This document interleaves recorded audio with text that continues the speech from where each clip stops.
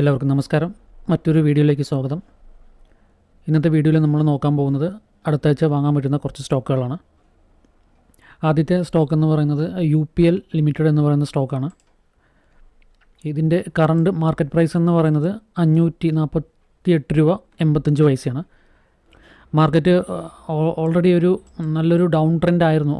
നല്ലൊരു ഡൗണിന് ശേഷം മാർക്കറ്റ് ഓരോ ബ്രേക്ക് ഓഫ് സ്ട്രക്ചർ നൽകി ഒരു ഹയർ ഹൈ ഹയർ ലോ എന്ന രീതിയിൽ ക്രിയേറ്റ് ചെയ്ത് മുകളിലേക്ക് കയറി വരുന്നുണ്ട്. ഇവിടെ നോക്കിയാൽ മനസ്സിലാവും. ഓരോ പ്രാവശ്യം ഓരോ ഹൈ കട്ട് ചെയ്ത് കയറി വരുന്നുണ്ടായിരുന്നു. അതിനുശേഷം തിരിച്ച് താഴേക്ക് ഇറങ്ങുന്ന പോലെ കാണിച്ച് ഇവിടെ ഒരു ലിക്വിഡിറ്റി സ്വീപ്പ് നടത്തിയ ശേഷം ഒരു ഇൻഡ്യൂസ്മെൻറ്റ് എന്ന രീതിയിലേക്ക് മാർക്കറ്റ് ഒന്ന് കയറിയിട്ട് വീണ്ടും ഈ ഒരു ഏരിയയിലേക്ക് ഒരു ഇൻഡ്യൂസ്മെൻറ്റ് ചെയ്തിട്ട് മാർക്കറ്റ് ഇവിടെ ഒരു ബ്രേക്ക് ഓഫ് സ്ട്രക്ചർ നൽകി ഇവിടെ ഒരു ഓർഡർ ബ്ലോക്ക് ക്രിയേറ്റ് ചെയ്തു. അതിനുശേഷം മാർക്കറ്റ് വീണ്ടും മുകളിലേക്ക് കയറി തിരികെ താഴെ വന്ന് ഈ ഒരു OBയിലേക്ക് മാർക്കറ്റ് വന്ന ശേഷം മാർക്കറ്റ് കയറുന്നുണ്ട്. സോ ഇനീഷ്യലി ഈ ഒരു ടാർഗറ്റ് എത്താനുള്ളൊരു പോസിബിലിറ്റി വളരെ കൂടുതലാണ്. ഒരു 600 രൂപ. ഏകദേശം ഒരു 10%.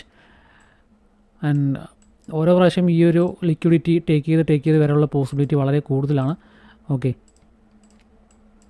ആൻഡ് ഈ ഒരു ഏരിയ നോക്കുകയാണെങ്കിൽ ഈ ഒരു എൻറ്റയർ ഏരിയ ഒരു നല്ലൊരു ലിക്വിഡിറ്റി ഏരിയയാണ് ഈ ഒരു ഏരിയ എന്ന് പറയുന്നത്. ഈ ഒരു ഏരിയയിലേക്ക് മാർക്കറ്റ് എത്തുകയും ചെയ്യും. സോ UPL എന്ന് പറയുന്ന നല്ലൊരു ബൈയിങ് ഓപ്പർച്യൂണിറ്റിയിൽ നിൽക്കുന്ന ഒരു സ്റ്റോക്കാണ്. മാർക്കറ്റ് ഓർഡറിൽ വാങ്ങാം. അതല്ലാന്നുണ്ടെങ്കിൽ ഇനിയൊരു ചെറിയൊരു താഴേക്കുള്ള ഒരു ഇറക്കമാണെന്നുണ്ടെങ്കിൽ ഈ ഒരു ലോഗ് ടു ഈ ഒരു ഹൈലിനെ ഈ ഒരു 50%ലേക്ക് താഴെ ഇറങ്ങുന്ന ശേഷം വാങ്ങുകയാണെങ്കിലും കുഴപ്പമില്ല. നമുക്ക് ആവറേജ് ചെയ്യാനുള്ള ഒരു ഓപ്ഷൻ കൂടി ഉണ്ട്. മാർക്കറ്റിൽ നിന്ന് താഴേക്ക് ഇറങ്ങുകയാണെങ്കിൽ ആവറേജ് ചെയ്യാം.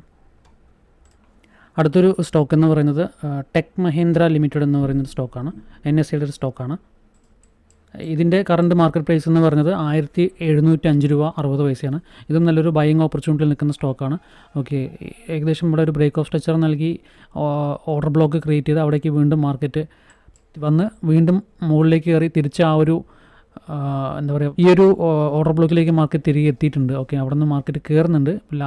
ലാസ്റ്റത്തെ ഒരു ക്യാൻഡിൽ തന്നെ ഏകദേശം ഒരു 3.5% റിട്ടേൺ നൽകിയിട്ടുണ്ട്. മേ ബി ഇതിൻ്റെ ഒരു 50% താഴേക്ക് വരാനുള്ളൊരു പോസിബിലിറ്റി ഉണ്ട്. സോ ഈ ഒരു ലിക്വിഡിറ്റി ടേക്ക് ചെയ്തിട്ടുണ്ട്.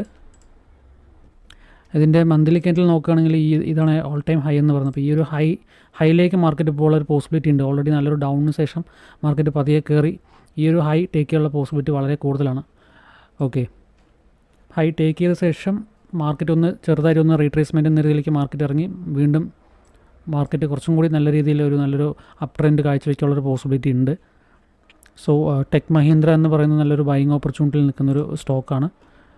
ഇതിൻ്റെ വീക്കിലി ക്യാൻഡിൽ നോക്കുകയാണെങ്കിൽ പോലും ഒരു ബൈയിങ് റേഞ്ചിൽ തന്നെയാണ് നിൽക്കുന്നത്. ലാസ്റ്റ് ക്യാൻഡിൽ എന്ന് പറയുന്നത് ഒരു ഡോജി ക്യാൻഡിലാണ് ഫോം ചെയ്തിരിക്കുന്നത്. ഡോജി എന്ന് പറയുന്ന ഒരു ഡ്രാഗൺ ഫ്ലൈ എന്ന് പറയുന്നൊരു ക്യാൻഡിൽ. ഒന്നില്ലെങ്കിൽ മാർക്കറ്റ് ഓർഡറിൽ വാങ്ങാം. അതല്ലാന്നുണ്ടെങ്കിൽ ഈ ഒരു ക്യാൻഡലിൻ്റെ ഒരു 50% ഡൗൺ വരികയാണെങ്കിൽ പോലും ഇവിടെ നിന്ന് വാങ്ങാനുള്ളൊരു ഓപ്ഷൻ ഉണ്ട്. ചെറുതായിട്ടൊന്ന് വന്ന് ഇവിടെ ഒരു FEG കാണുന്നുണ്ട്. ഇൻ കേസ് മാർക്കറ്റ് മുകളിലേക്ക് പോവുകയാണെങ്കിലും ഇവിടെ ഒരു FEG വരാനുള്ള പോസിബിലിറ്റി ഉണ്ട്, ഇൻബാലൻസ് എന്ന രീതിയിൽ. സോ അത് ഫില്ല് ചെയ്തിട്ട് കയറാനുള്ളൊരു പോസിബിലിറ്റി ഉണ്ട്. അടുത്തൊരു സ്റ്റോക്ക് എന്ന് പറയുന്നത് നാഷണൽ അലുമിനിയം കോർപ്പറേഷൻ എന്ന് പറയുന്നൊരു സ്റ്റോക്കാണ്. ഇതിൻ്റെ കറണ്ട് മാർക്കറ്റ് പ്രൈസ് എന്ന് പറയുന്നത് 202 രൂപ 26 പൈസയാണ്. ഇതും ഒരു ഡൗൺ ആയ ശേഷം മാർക്കറ്റ് തിരിച്ച് കയറാനുള്ള ഒരു പോസിബിലിറ്റി വന്ന് നിൽക്കുന്ന സ്റ്റോക്കാണ്. ഇതിൻ്റെ ഒരു ലോ ടു ഹൈ നോക്കുന്ന സമയത്ത് ആ ഒരു ബൈയിങ് റേഞ്ചിൽ വന്ന് നിൽക്കുന്നുണ്ട്. ആൻഡ് ഇതിൻ്റെ വീക്ക്ലി ക്യാൻഡിൽ നോക്കുന്ന സമയത്ത് ഒരു OB ക്രിയേറ്റ് ചെയ്ത് തിരിച്ച് ആ ഒരു OBയിലേക്ക് റീടെസ്റ്റ് ചെയ്ത ശേഷം ഒരു ഇൻഡ്യൂസ്മെൻറ്റ് എന്ന രീതിയിലേക്ക് മാർക്കറ്റ് വന്ന് വീണ്ടും കയറിയിട്ടുണ്ട്. അതിനുശേഷം മാർക്കറ്റ് നല്ല രീതിയിൽ തന്നെ താഴേക്ക് ഇറങ്ങിയിട്ടുണ്ട്. ഇവിടെ ഒരു FEG ഉണ്ട്. ഈ ഒരു FEGയിലേക്കാണ് മാർക്കറ്റ് ഇപ്പോൾ വന്ന് നിൽക്കുന്നത്. സോ ഇത് നല്ലൊരു ബൈയിങ് ഓപ്പർച്യൂണിറ്റിയിൽ നിൽക്കുന്ന ഒരു സ്റ്റോക്കാണ്. മാർക്കറ്റ് ഓർഡേഴ്സ് ഓൾറെഡി ബിൽഡ് ആയിട്ടുണ്ടെങ്കിൽ തിരിച്ച് താഴേക്ക് ഇവിടെ ഇറങ്ങാനുള്ളൊരു പോസിബിലിറ്റി എന്ന് പറയുന്നത് ഒരു 50% പോസിബിലിറ്റി മാത്രമേ ഉള്ളൂ. ഇവിടെ നിന്ന് ഇനിയും കയറാനുള്ളൊരു പോസിബിലിറ്റി ഉണ്ട്. സോ ഒന്നില്ലെങ്കിൽ മാർക്കറ്റ് ഓർഡറിൽ വാങ്ങാം. അതല്ല റിസ്ക് എടുക്കാൻ താല്പര്യമില്ല എന്നുണ്ടെങ്കിൽ ഈ ഒരു OBയിൽ വരുന്നവരെ വെയിറ്റ് ചെയ്ത ശേഷം ബൈ ചെയ്യാം. അതല്ലാന്നുണ്ടെങ്കിൽ ഈ ഒരു മാർക്കറ്റ് ഓർഡറിൽ വാങ്ങിയ ശേഷം താഴേക്ക് ഇറങ്ങുകയാണെന്നുണ്ടെങ്കിൽ ആവറേജ് ചെയ്യാം. വീക്ക്ലി ക്യാൻഡലിൻ്റെ OBയിലേക്ക് മാർക്കറ്റ് വന്ന ശേഷം മാർക്കറ്റ് നല്ലൊരു മൂവ്മെൻറ്റ് എന്ന രീതിയിലേക്ക് മാർക്കറ്റ് പോയിട്ടില്ല. ഇതിൻ്റെ ഒരു 50% ഡൗൺ വന്നിട്ടുണ്ട്. ഇനി മാർക്കറ്റ് കയറാനുള്ളൊരു പോസിബിലിറ്റിയാണ് കാണുന്നത്. അപ്പോൾ നാഷണൽ അലുമിനിയം കോർപ്പറേഷൻ എന്ന് പറയുന്നത് നല്ലൊരു ബൈയിങ് ഓപ്പർച്യൂണിറ്റിയിൽ നിൽക്കുന്ന ഒരു സ്റ്റോക്കാണ്. ഓക്കെ, അപ്പോൾ അടുത്ത ആഴ്ച വാങ്ങാൻ പറ്റുന്ന സ്റ്റോക്കുകളാണ് നമ്മളിപ്പോൾ പ്ലോട്ട് ചെയ്തിട്ടുണ്ടായിരുന്നത്. അതിൻ്റെ കറണ്ട് മാർക്കറ്റ് പ്രൈസ്, അതിൻ്റെ 10% എത്രയാണെന്നുള്ളത്, ടാർഗറ്റ് പ്രൈസ് എത്രയാണെന്നുള്ളത്. ഓക്കെ, നമുക്കിനി ഇൻഡെക്സിൻ്റെ ചാർട്ട് നോക്കാം. ഇൻഡെക്സിൻ്റെ എന്താ പറയുക, പ്രൈസ് എങ്ങോട്ടാണ് മൂവ് ചെയ്യുന്നത് എന്നുള്ളത് നമുക്കൊന്ന് നോക്കാം. ആദ്യം നമ്മൾ ബാങ്ക് നിഫ്റ്റി നോക്കാം.